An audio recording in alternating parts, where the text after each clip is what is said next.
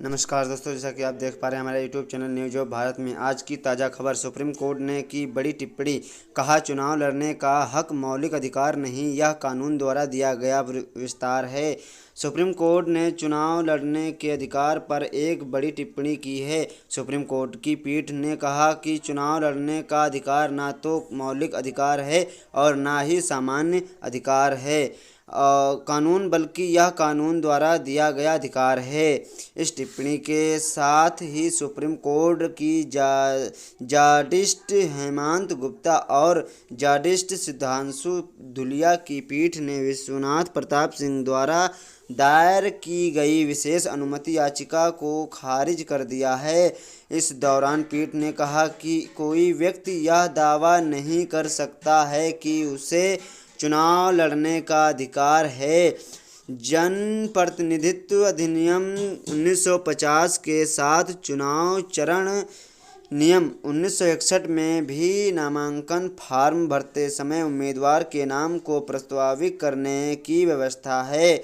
अदालत ने कहा कि कोई व्यक्ति इस शर्त को अपने मौलिक अधिकारों का उल्लंघन नहीं कर सकता। दरअसल याचिकाकर्ता विश्वनाथ प्रताप सिंह ने अपनी याचिका में कहा कि 21 जून 2022 से 1 अगस्त 2022 तक सेवानिवृत्त होने वाले सदस्यों की सीटों को भरने के लिए 12 मई 2022 को राज्यसभा के चुनाव के लिए अधिसूची जारी की गई थी और नामांकन जमा करने की अंतिम तिथि 31 मई थी। याचिकाकर्ता ने कहा कि इस चुनाव के लिए इन्होंने नामांकन पत्र दाखिल किया था। हालांकि इनके नाम का प्रस्ताव करने वाले याचिक प्रस्ताविक के बिना नामांकन दाखिल करने की अनुमति इन्हें नहीं मिली थी। इस मामले में इन्होंने भारतीय चुनाव आयोग की अधिसूची के खिलाफ दिल्ली हाई कोर्ट में याचिका दाखिल की थी।